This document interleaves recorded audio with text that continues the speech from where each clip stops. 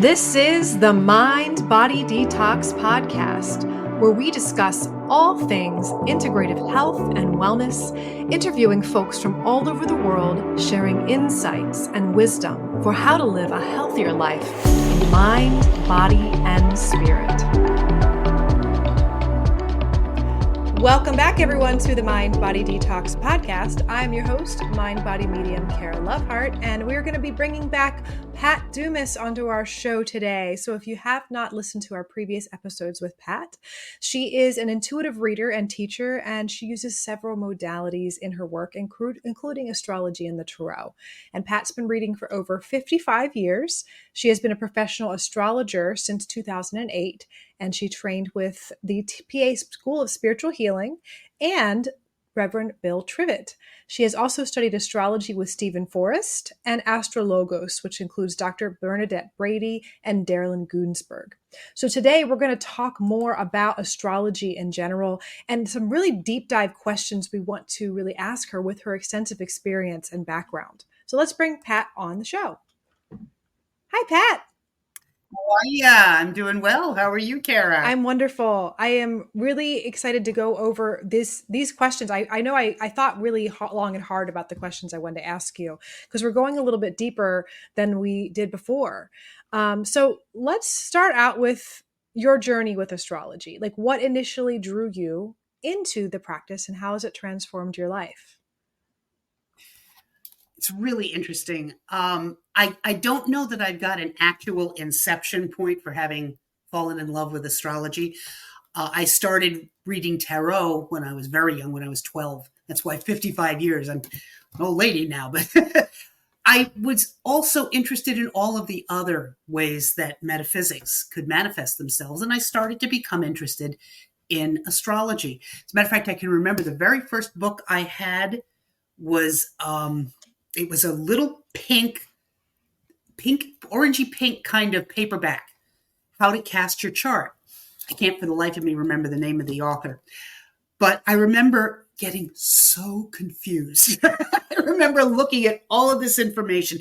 I must have been 14, 15 years old. And I remember thinking, this sounds like it could be really interesting, but I just can't wrap my head around this. So I shelved it for a while.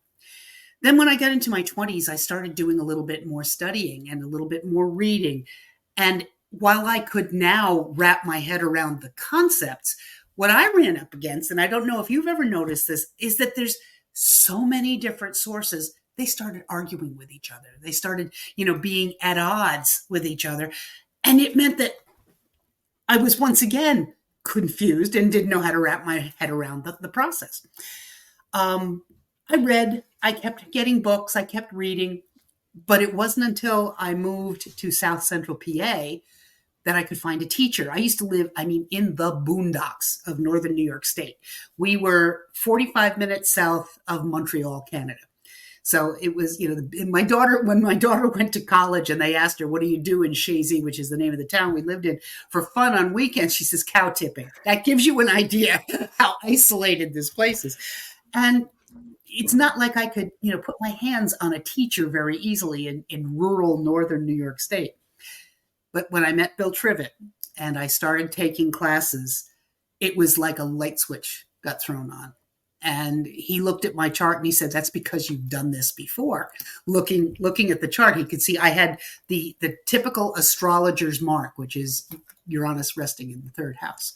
You speak astrologies. So it was kind of cool. He had it too. Wow. That's pretty cool. I didn't know that. I'd love that information. Well, I know that, years and years of working with astrology for clients, moving into teaching, you're a natural teacher.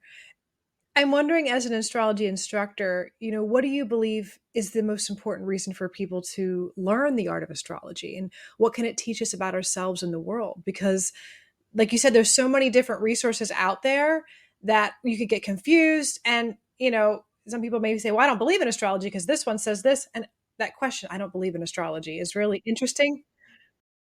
Or that might be the only thing that they've ever been exposed to, are the sun sign columns in the newspaper, which, quite honestly, have their place, but that's not going to tell you about yourself.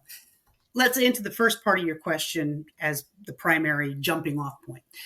The most important reason to understand, not necessarily be able to read for somebody else, but to understand your own chart, to learn enough astrology to look at your chart and to sort of get to grips with what's going on in there, is that it's your blueprint.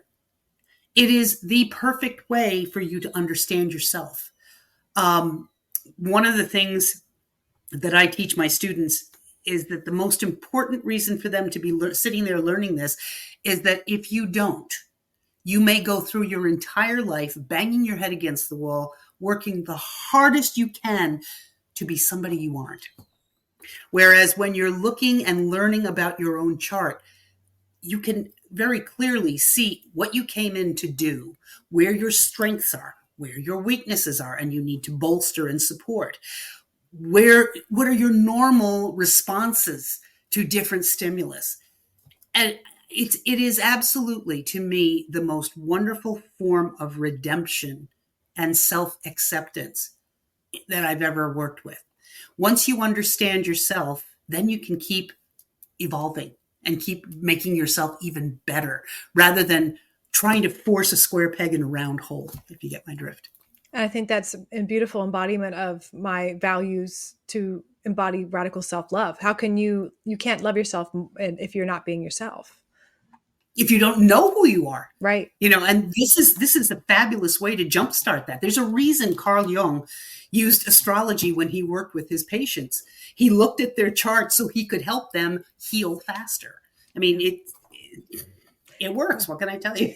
And so our podcast we just launched back a couple weeks ago. We have Ali Coker. We talk about, she's a psychotherapist, how she integrates astrology and tarot into her psychotherapy counseling practice. And we talked specifically about Jung. And so that's why I want this episode to go after that. So people who are like, I don't even understand why, that we're diving into this a little bit more. So, well, can you share a story with us where astrology had a profound impact on maybe one of your clients, or helping them gain clarity or insight into their life? Yes. I have to be really careful. As you know, ethics is really important to me.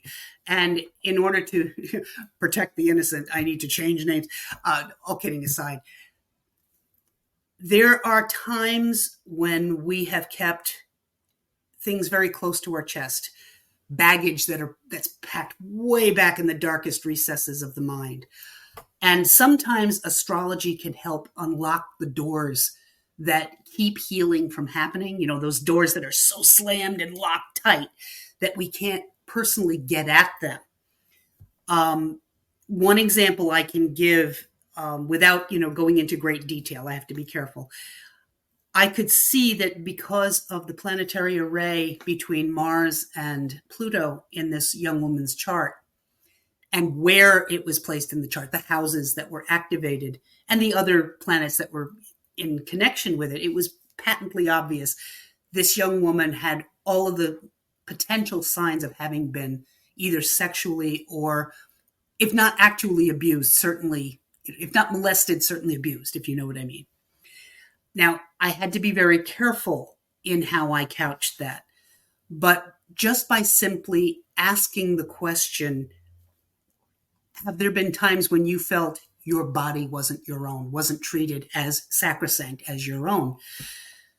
For the first time, she was able to talk about it. It really loosened some floodgates for her. It was really torrential in terms of tears and the things that came afterwards. But she followed up with me and said that it was actually very healing because for the first time it was said out loud. Yeah. And it was not permitted to talk about it when she was young. Yeah. So if it couldn't be talked about, her reality couldn't be honored. And from what I now know, having worked with her for several years, she's just flown. She has absolutely soared in self-esteem, in her belief in herself, and in advocacy for other young women. So that is probably the most profound that that I think has been really helpful in terms of helping people discover who they are and how to heal themselves. Because that's really, as you know very well, we don't do the healing, they do. All we do is facilitate and make it possible for them to be able to heal. So I'll tell you, I did a lot of Reiki during that session.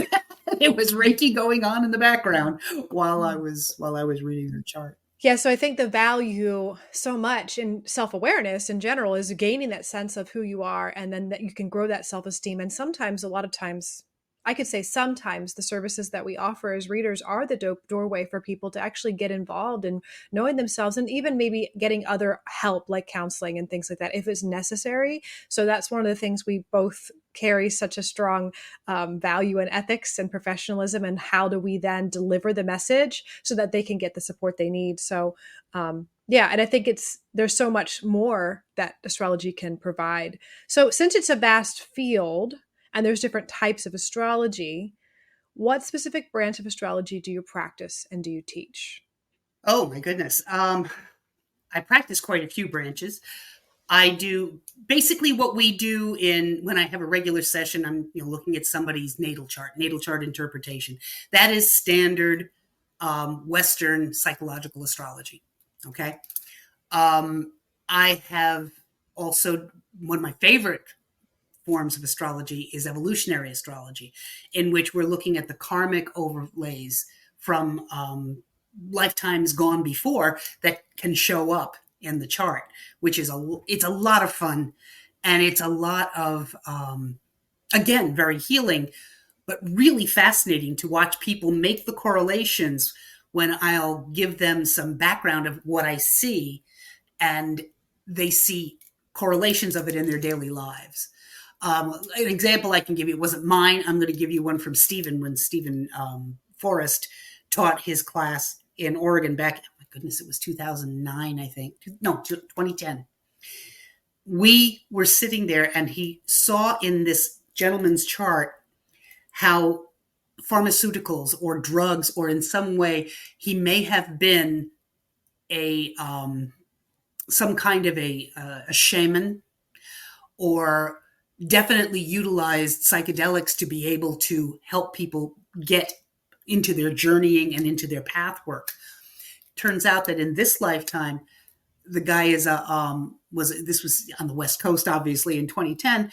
The guy was a psychologist who specialized in using psychedelics in his practice under very careful circumstances. So he obviously was reliving this again. What was different was the fact that in the past, Stephen saw, because of the various connections of the planets, that there was probably a religious overtone to it, hence the shaman, or some kind of a high priest that utilized psychedelics.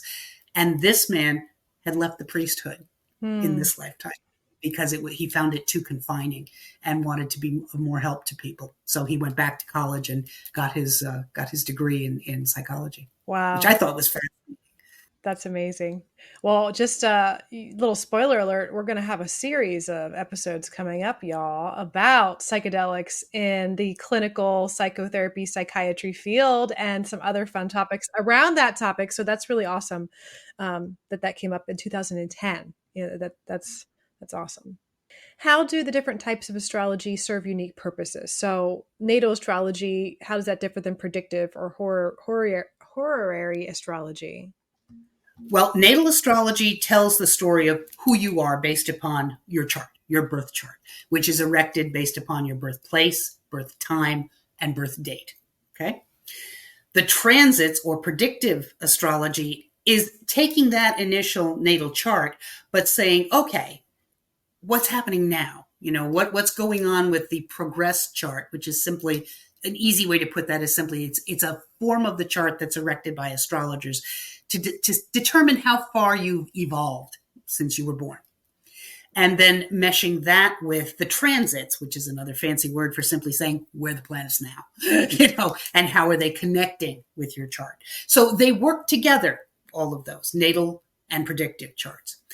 Mundane astrology, which is the study of countries or cities or entities such as businesses. You can look at anything from the point of its inception and see how things are going. Anybody who's watched my annual predictions workshop or lecture that's done on the first Friday of the month, that's mundane astrology that I do there by looking at the way the planets are arrayed and how they interact with the US chart set for July 4th, 1776.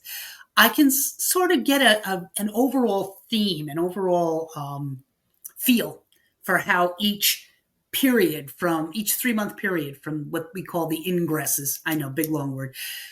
You can get an idea of really quite to the point where things are happening. I've been really surprised at how accurate they've been. I mean, you shouldn't say that, right? I've been surprised at how accurate I was. But it's amazing how much, if you follow the technique, you can determine what's upcoming. Other types, horary, as you mentioned, horary astrology is a totally different animal. Totally different animal. You don't use the same kinds of rules for that. It's literally, you ask a question. You have to formulate in your mind, what specifically is this question? Something like, where is Dad's will hidden? Okay? And you can find the answer in a chart. You have to erect the chart for the moment you understood what the question was supposed to be, and you knew what your path was to get there. And it's based on the ruler of the first house, the ruler of the house that is associated with the question. In that case, where is Dad's will? I would say I'd look at the 8th house, because the 8th house looks at inheritance and birth, death, that kind of thing. Dad, I would look at the 4th house as well, the father figure and the mother figure. So, I mean, it's really fascinating. And then there's electional astrology. Electional astrology is, let's say you and your partner want to get married.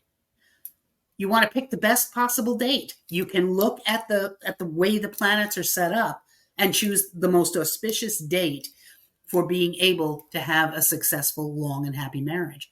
I used it when I was selling my house, when we left Red Lion back in 2019.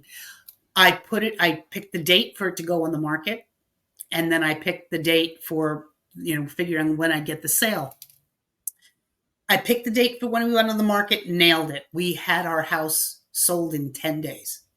I did the same for our friends who ended up building with us, and they went a little early. They went too early. They weren't quite on time. So they did get two, as a matter of fact, I think they had 2 offers, and both of them fell through because they did it while Mercury was in retrograde.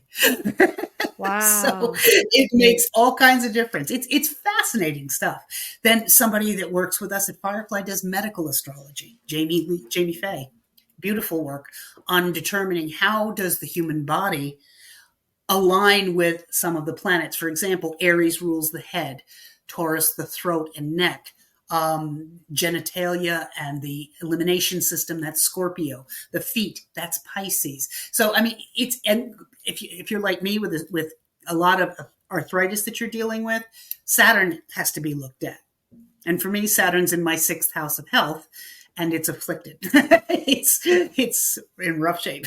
So consequently, I have a lot of arthritis and a lot of joint issues, but it's fascinating stuff. I think specifically it's even fascinating to someone, if you are on the fence about it and you're like, well, I don't know, like trying it and getting a good astrologer who has a lot of experience and knows their particular type of astrology that they're specializing in. I think that can like really open up this possibility for, oh my gosh, how could they see that in, and it just gives this sort of like awareness of cycles in a way that shows up in patterns in our lives. Yes, absolutely. Because that's all astrology is. It's the study of cycles, and how, in many cases, when we think of the birth chart, the progressions are like us going up a spiral staircase. Each of those elements, each of those energies that the planets represent, rising with us as we learn and grow. Or at least that's the goal. That's what they should be doing. Absolutely.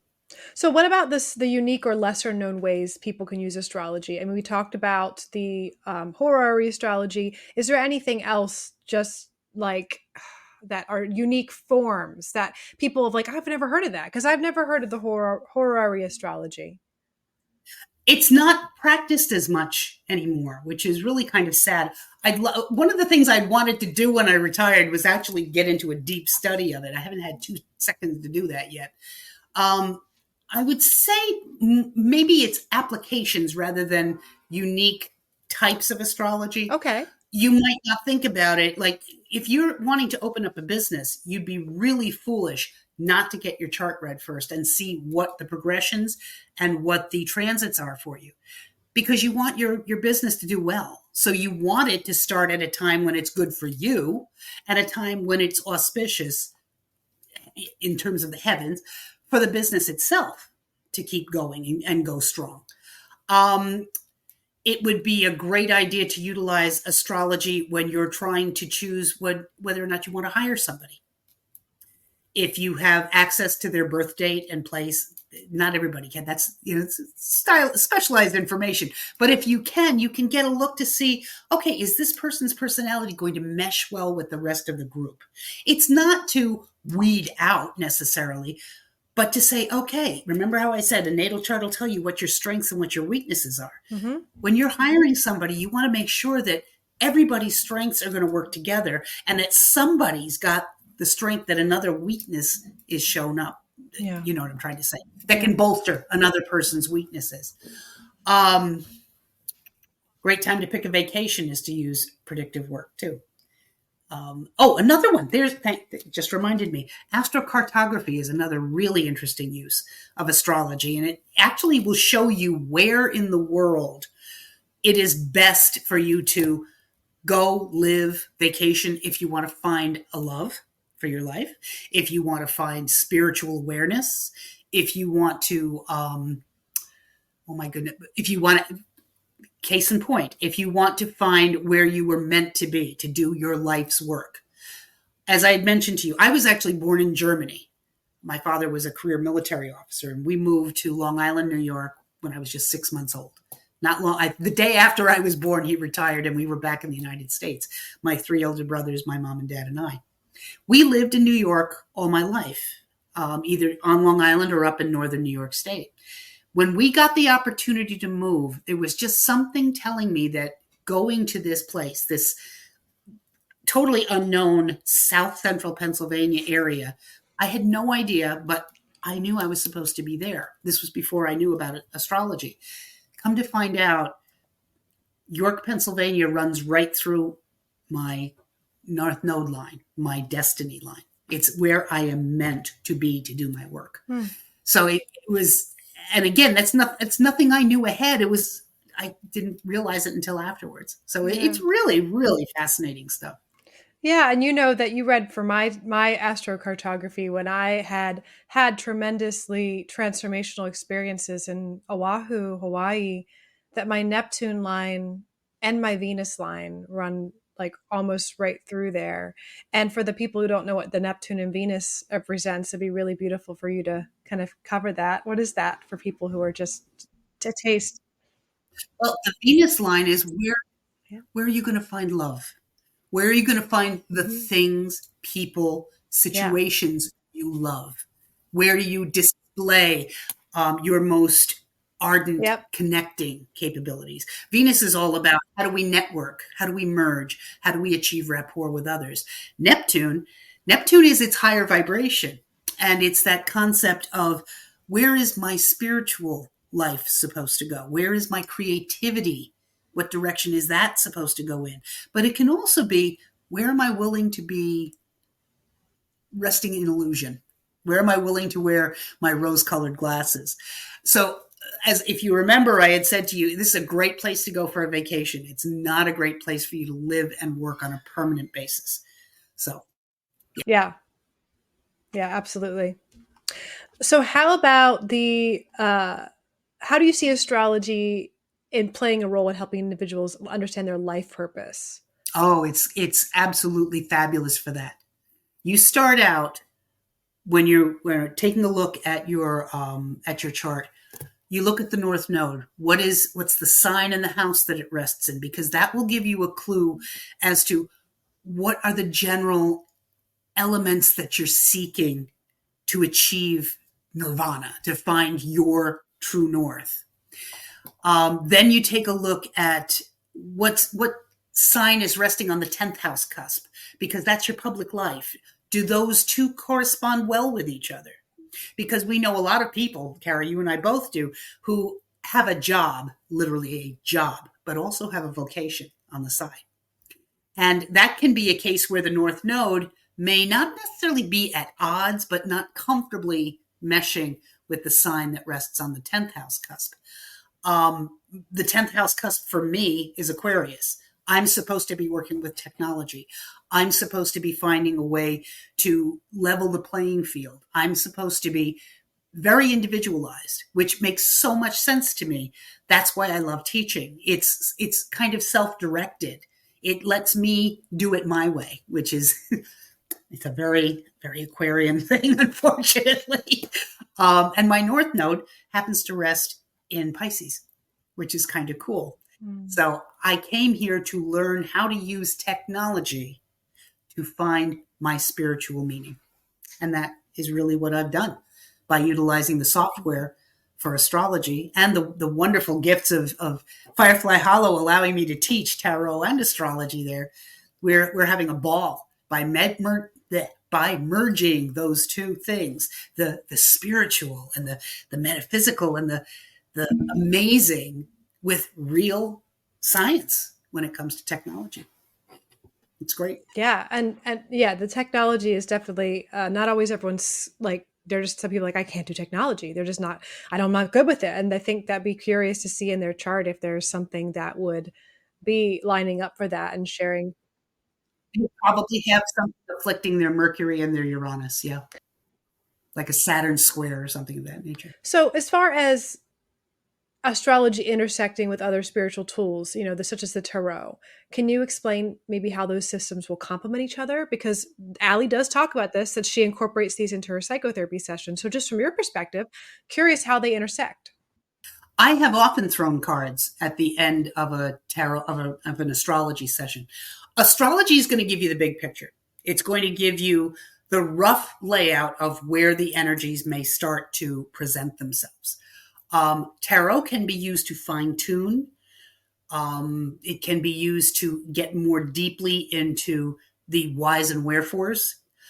I especially like to use it when I'm doing predictive work, because the predictive work will give me a rough window of when something is going to occur. As you'll know from our readings in the past, there is a building up period in a transit or a progression, an exact moment when the exact happening, the square, the trine, the sextile. Then there's a waning period. We can use that as a guideline, but tarot I've actually found it to be quite successful to nail down more tightly exactly what the window might be. So that's useful. They have always walked hand in hand. I mean, if you look at the Kabbalah, they are totally intertwined. Astrology and tarot totally go hand in hand in the Tree of Life. There is, in my class that I teach in Tarot 365, we devote one class to how the two correspond with each other. And I show people how to lay out their chart in cards, because each of the cards, it corresponds to a decanate, a 10-degree period of each planet at each sign. So it's fascinating to watch your chart laid out in tarot cards and see how accurate it is. For those who don't know what Kabbalah is there any way you could just briefly share what that is? Oh my goodness. That's where you need Maddie. The Kabbalah is an ancient Jewish mystic tool that is so deep you can't even begin to scratch the surface. There are Jewish scholars who have spent lifetimes just scratching the surface of understanding the Kabbalah. I wouldn't even begin to presume. But it basically offers it can be a wonderful tool for manifestation. It can be an amazing tool for meditation and for, I don't know, for literally traveling within your own mind to different areas of your psyche, I think is a neat way to put it, by thinking about each of the different sephiro, each of the different circles. Yeah, Matt definitely has a lot of knowledge on it, and he talks to me, and then I like my eyes glaze over. And I'm usually someone that dives in, and I really I grasp quite a lot of metaphysical topics, but that one I'm just like, I don't understand. So yeah. I was just But going to say that you almost have to suspend your knowledge of time and space when you're studying the Kabbalah, because it will take on a life of its own. It that sounds very woo woo, but it is quite honestly deeply woo woo, but also deeply accessible if you know the key, if you have the key to unlock it. I would love to take another course. I took a very introductory course with Bill years ago on the Kabbalah, and we sort of, the class kind of exploded because of some personality stuff that were going on with a couple of the people that were there. So Bill and I never, we were trying to get another one started, but it just didn't seem to happen. That's something Matt should be doing. He should be teaching. it's coming up.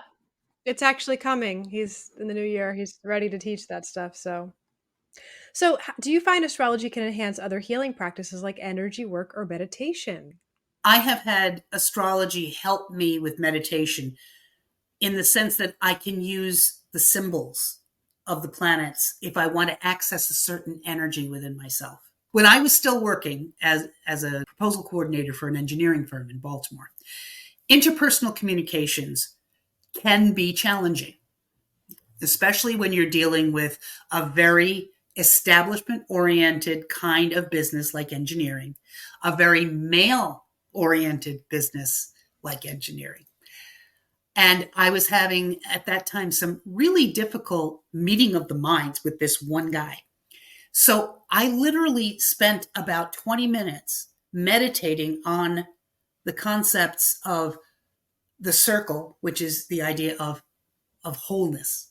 In astrology or in esoteric language, the dot represents the beginning. A circle is a bunch of dots that all meet to each other. And then the cross talks about the material world. And if you think about the original, I'm going to show you this. I'll hold it up to the camera.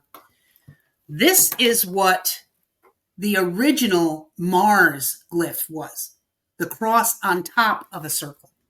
So the concept was using the material to conquer one's spirituality, which is interesting. If you invert that and do it like that, you have the Venus symbol. She is all-knowing and receiving the material. So having those two concepts, meditating, I was able to try to blunt a little bit of my anger with this individual and try to meet him where he was from the standpoint of him not being used to a strong woman. I played a little bit of the game. I used I won't say my feminine wiles, I don't have any of those, but I used more of the receptivity of Venus in conversations with him. I blunted my natural, aggressive, Mars-oriented kind of speech patterns to allow him to feel less threatened. So I don't know if that answers your question, but I know that's how it worked for me. Well, I think I can give an example as far as the tarot, as far as meditating on a particular card. We're not talking about astrology here, but I definitely made friends with Saturn, so to speak.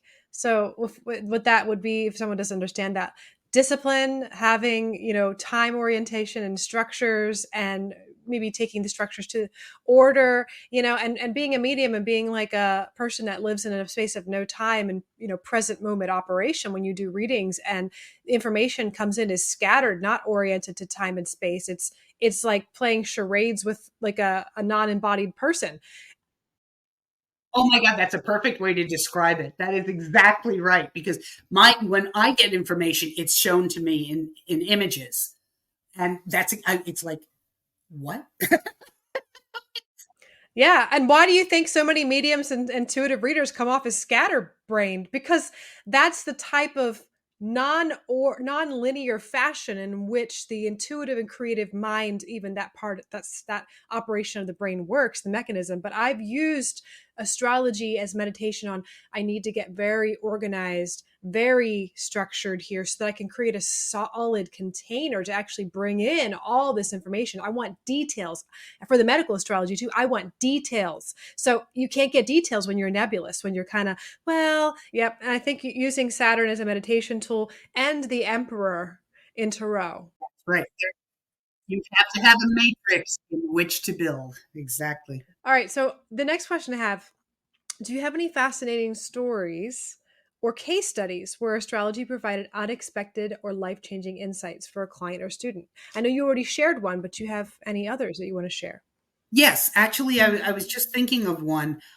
There was a young woman who she's she's one of us. She's a healer, but she's also quite a talented physician. She's a doctor. And she wanted to open up a new business. She wanted to open up the sort of a way to mesh both sides of the coin. And I have this feeling, Pat, it's supposed to be this year. And everything I was looking at was saying, not this year. Don't do it this year. And she didn't. Or, excuse me, she did. She tried to open it despite my suggestion. And she did open it. And it went belly up because the building that she bought ended up having like some kind of a lien on it. And it was a mess in the courts. She lost everything. So, yeah. So her impulse was right.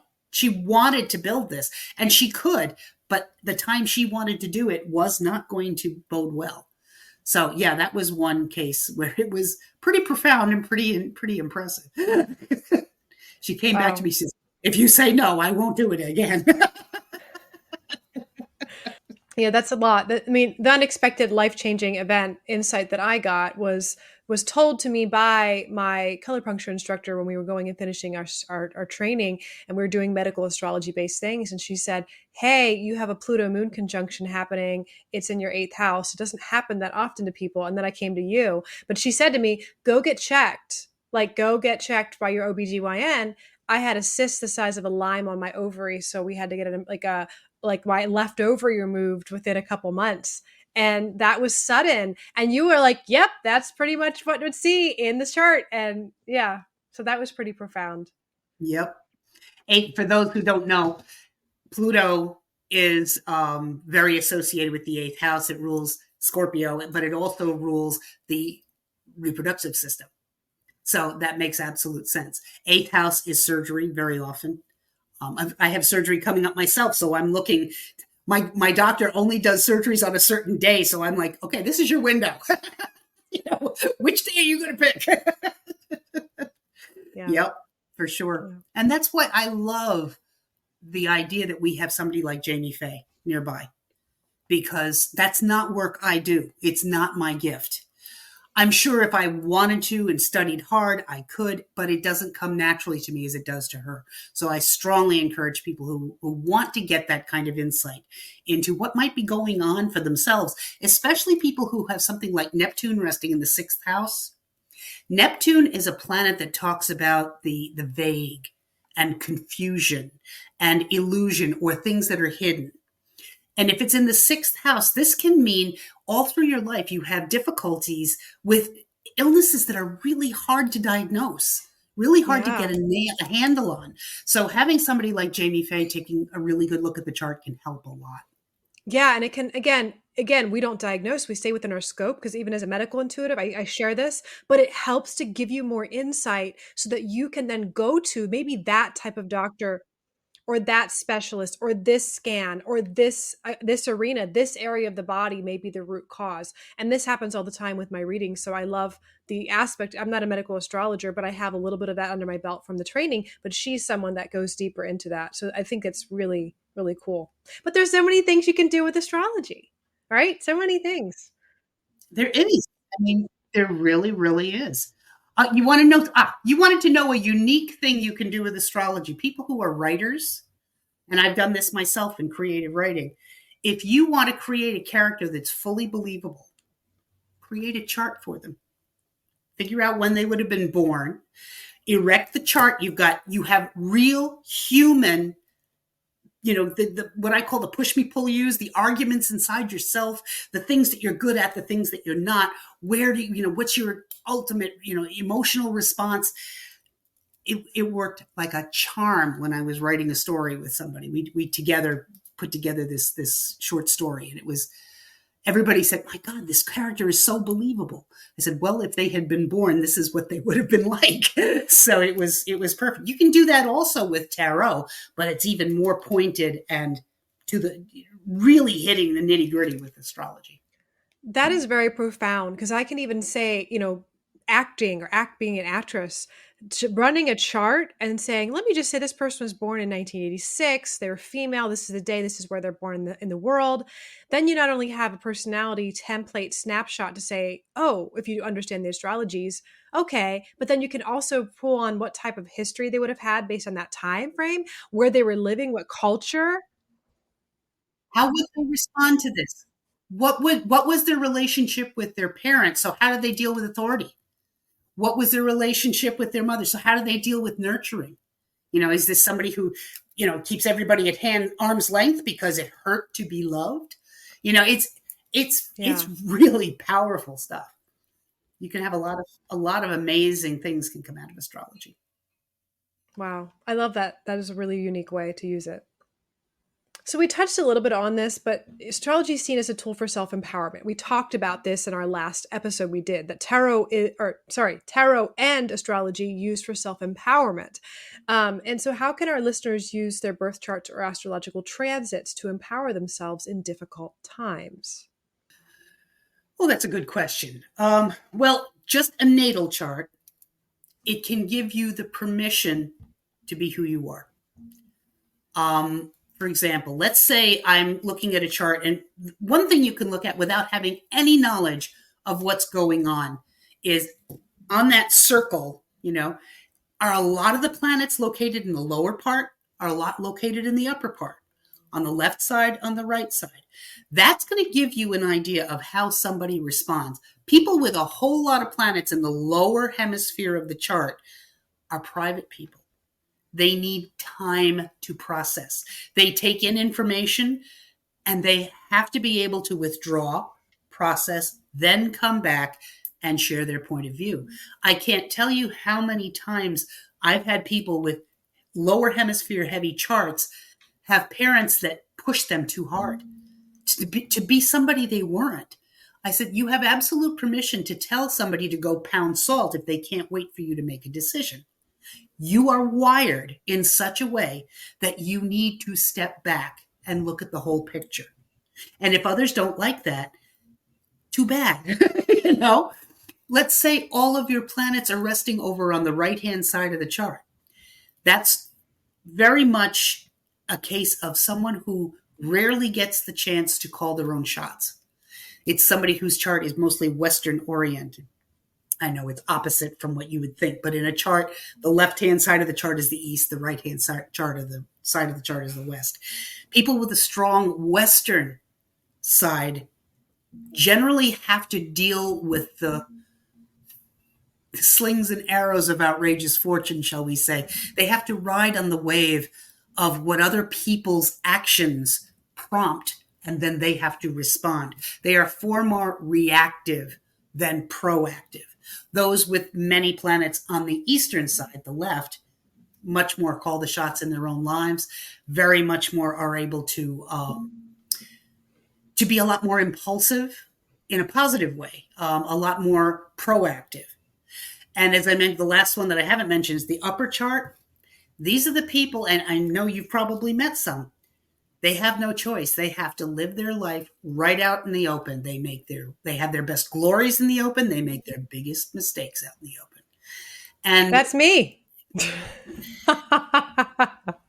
And it's something that can be very hard to deal with if, you would just for once love to be able to make a mistake and not have the whole world see it. Yes. So learning how to deal with that is an interesting journey, but giving yourself permission then is 2/3 of the battle. This is what you were wired to be. And we need you. We need every energy on this planet. We need them for whatever reason.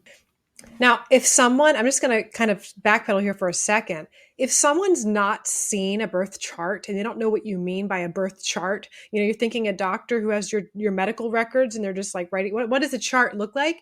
For me, if I were to explain someone what it looks like a circle that's divided into 12 pieces of a pie, Exactly. like a pie, Mm-hmm. and it has astrological points and symbols all over around, and then it shows angles in which these points have connected to each other, and it kind of looks like it looks very beautiful as far as art, I think. I agree. All right, so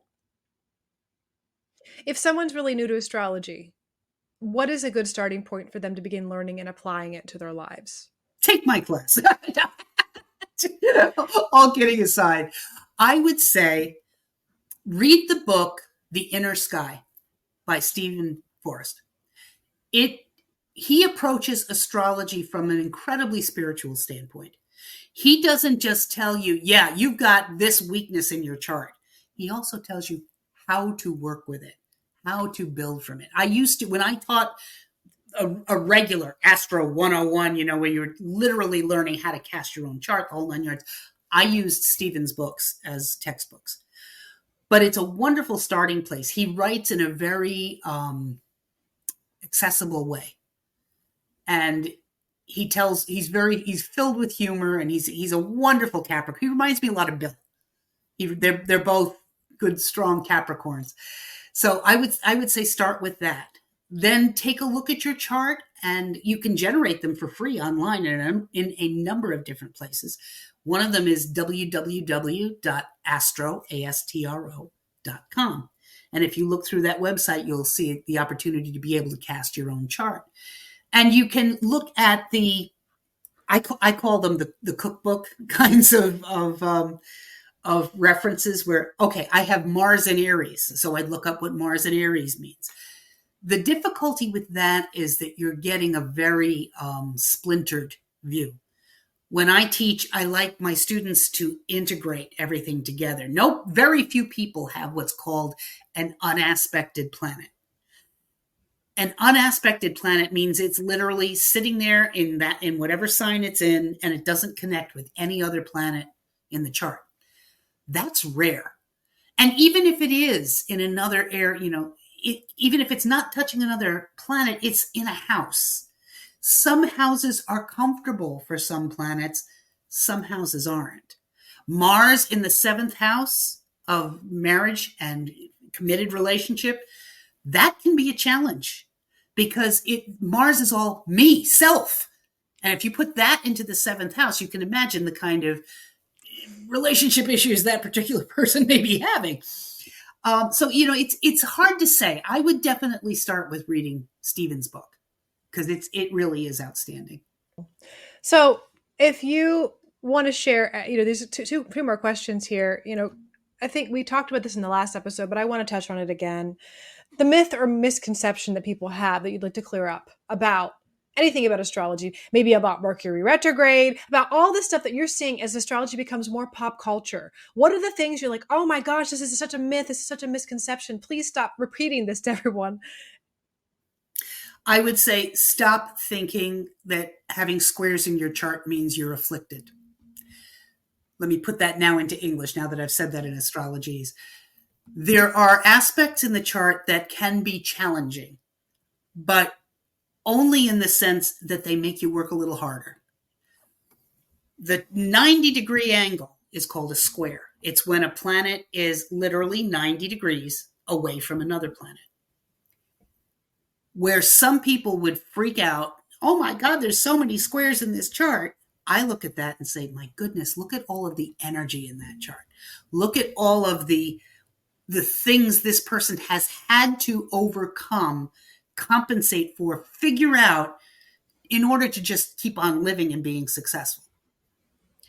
Squares are what get us out of bed in the morning. Squares are what give us the motivation and drive to succeed. If you want to know what it's like to have too many triangles, 120-degree angles, which everybody, oh, that's so beautiful. It's a gift. Most con men and criminals have a lot of easy aspects in their charts because they were able to get away with stuff. Life was so easy, they didn't know what to do when it got hard. So it's really fascinating to let go of the bad. Though Saturn is bad, like you said, make friends with Saturn. Saturn is bad. No, Saturn keeps body and soul together. It's not bad. Squares are bad. No, they're the engines of the chart that keep you moving. Pluto is bad. Well, sometimes Pluto can be challenging, but what it does is gives transformation.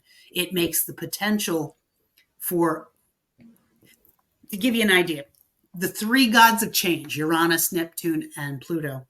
Uranus's way to make change in a transit, when the Uranus that's floating around up there right now makes connections with your chart, its method of change is the sudden change, the swift, like a lightning bolt kind of change, out of nowhere kind of thing. Neptune is eroding. And think of the Colorado River going through and creating the Grand Canyon. Pluto is like a nuclear bomb. It will blow apart what's there to make room for what must come. It is ruthless. It can be painful if you fight it, but there is absolutely no doubt that when you are on the other side and you look back and know that you survived, it's like, I'm not the person I was. So I don't think there is anything in astrology that's really bad. I think everything has its season, is the best way to put it.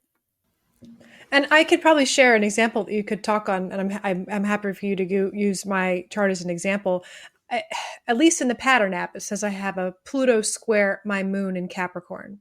And so Correct. For me, my themes in my life is feeling either disempowered or feeling empowered. I have a life purpose in my head to find what true power means, not power over people, seeing the misuse of power and authority in our life, that being a trigger for me, but also knowing that that's part of my purpose because we have so much of that in this culture right now. It's a point of energy. You said that square as an energy driving me forward to help people find empowerment within themselves, and especially emotional empowerment, because the moon is the emotions. And mine in Saturn, Capricorn, is my moon, is like the structure. How do we create structure and understanding the structure of our emotions, our structure of our psyche, the rules of our psyche? And it's in the 8th house. So it's like the depth and hidden things. So, well, let's take it one step further. If we're talking about transformation, blowing things apart, you in your lifetime have had to reform your whole concept of what nurturing means,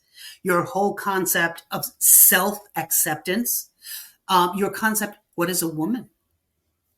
I mean, everything has gone through dramatic transformation multiple times and will continue to do so. That's a natal aspect for you. And whenever something in the heavens is going on that kicks off the moon or kicks off Pluto, that's when it will be activated for you. Yeah. And I really love it. Like, I feel like I'm always, especially as an Aries who's like, I want adventure. I want new things. It's like, oh, a new challenge.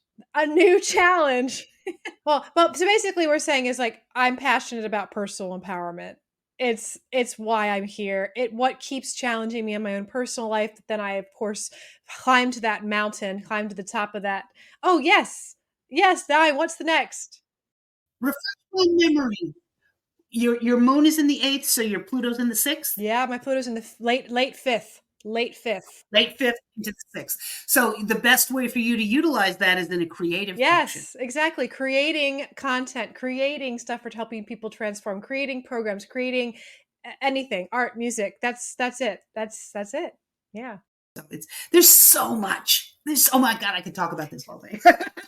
But can't you see then why, if you know your astrology birth chart, how the self-awareness can, if you're stuck, if you're cycling, if you're looping, and even if you're just going through a transition in your life, like how much it can be supportive. That's why I know, Pat, that there are politicians, many people in the acting and the media performance industry. They use this, but they don't talk about it because, well, I don't want anyone to know that I used an astrologer to pick, that it is a thing. It's been a thing for a long time.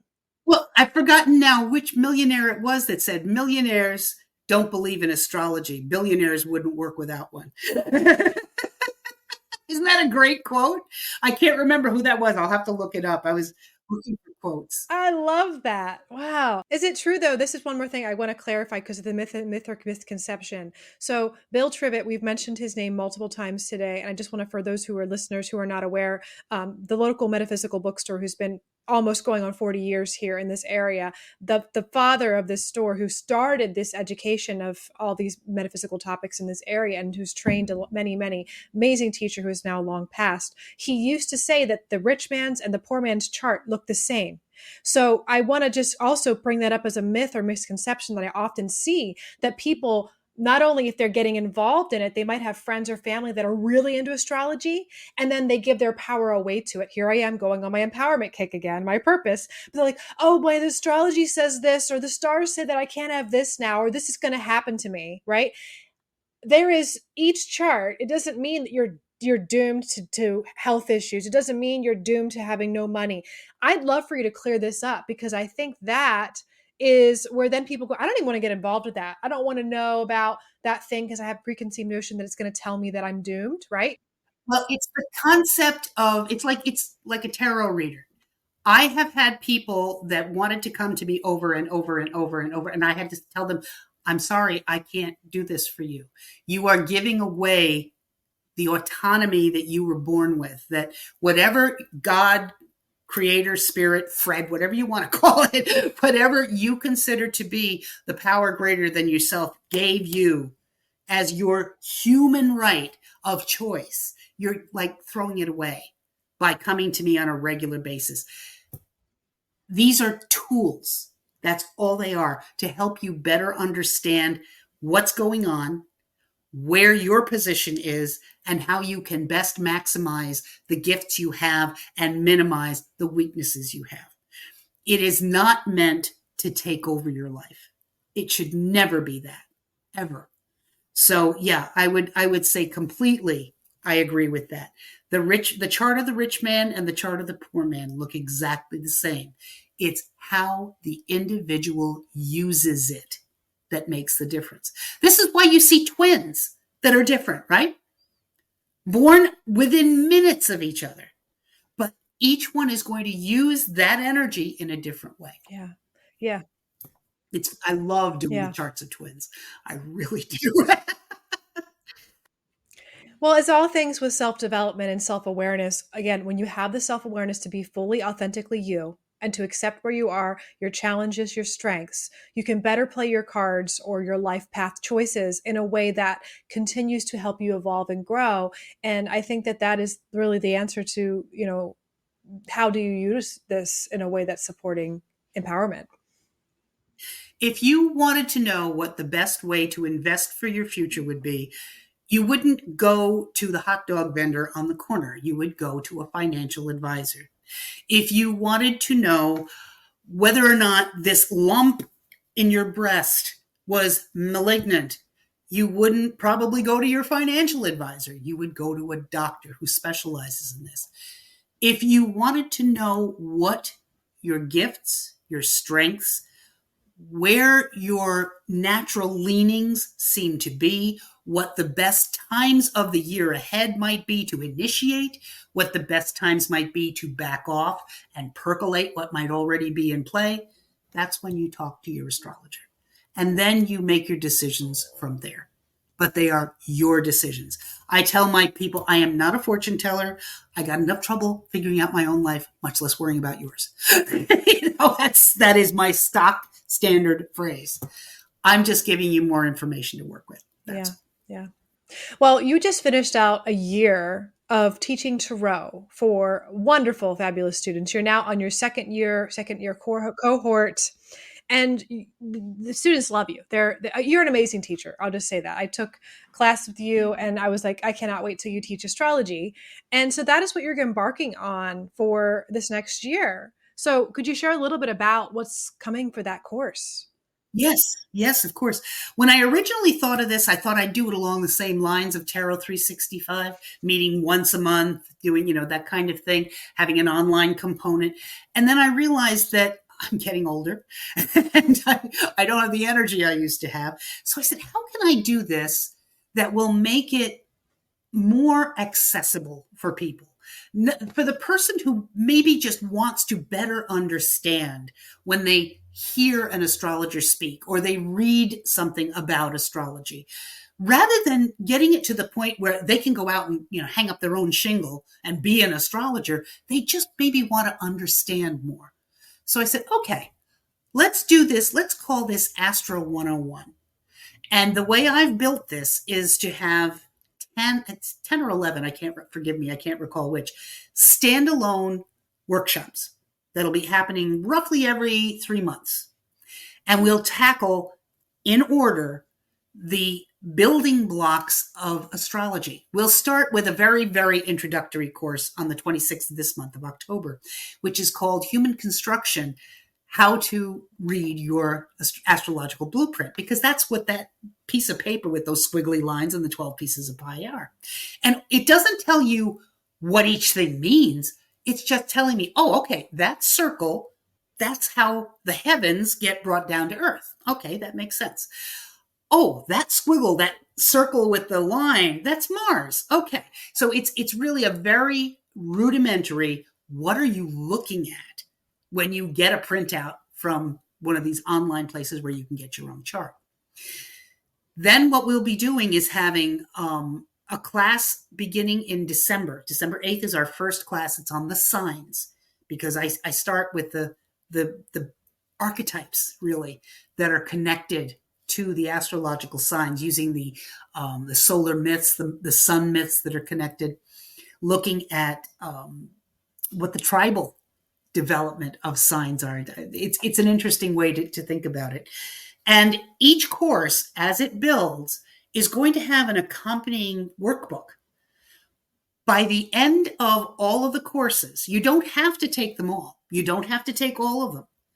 But if you did, you would have a complete first year workbook on the building blocks of astrology, from the signs to the houses, to the planets themselves, the luminaries, the sun and the moon, the inner planets, Mercury, Mars, and Venus, Mercury, Venus, and Mars, the interpersonal planets, Jupiter and Saturn, the outer planets, Uranus, Neptune, Pluto, the aspects, those diagonals that you see, the red and blue lines that are showing up all over the place. And then we would also do the final class is called Putting It All Together. All right, so what does all of this mean when it's on a page? And obviously it'll be on a very rudimentary level, but it's, I think, going to be something that anyone could start with. They don't have to feel like they've got their college degree, in astrophysics or astrological theory or cosmobiology.